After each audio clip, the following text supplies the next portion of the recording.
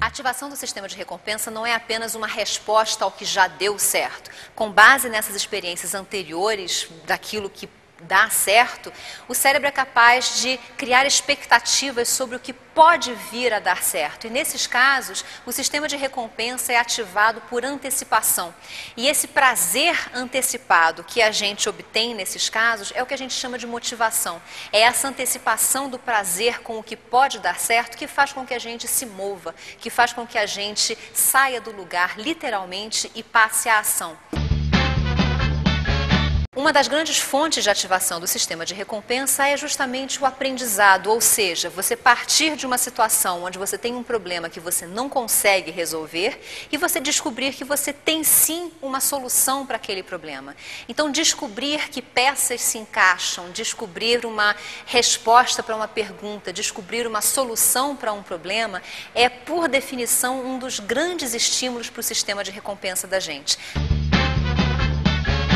O processo de avaliação tem um lado muito importante de sinalizar para o aluno onde ele ainda está errando, o que ele não aprendeu. Mas a avaliação que se limita a apontar os erros, ela deixa de cumprir o seu papel maior, que é justamente dar o retorno para o aluno e a oportunidade dele de encontrar motivação para aprender o que ele ainda não aprendeu.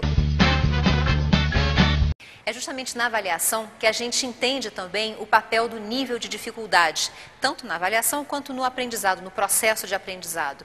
O sistema de recompensa é ajustado, digamos, àquele nível ótimo de dificuldade onde o esforço vale a pena. Ou seja, onde a pessoa ainda não domina totalmente aquele assunto, mas ela considera que tem possibilidade de aprender, de vir a dominar o assunto, mas ela também ainda não está totalmente incapaz de dominar aquele assunto, de vir a dominar aquele assunto.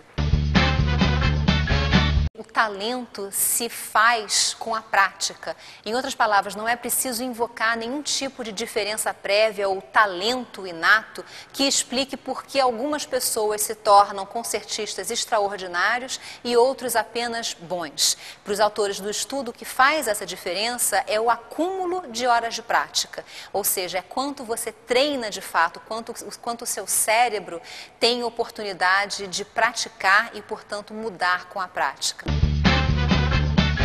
A neurociência considera, claro, que o comportamento é o resultado do funcionamento do cérebro. A mente, os pensamentos, tudo isso depende do funcionamento do cérebro.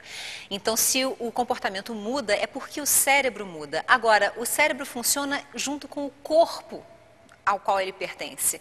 Quem nós somos depende de como o nosso cérebro funciona, mas também do corpo que nós temos e dessa história de troca mútua entre o cérebro e o corpo ao longo de toda a nossa história individual. A atenção é limitante para todo mundo. Então, como a atenção é a porta de entrada para a memória e para o aprendizado, é mais fácil aprender em um ambiente em que haja menos distratores, menos coisas diferentes acontecendo, chamando para si a sua atenção. O adulto, em princípio, pode perfeitamente aprender coisas novas, tocar um instrumento musical, por exemplo, desde que ele tenha a possibilidade de horas de prática suficiente.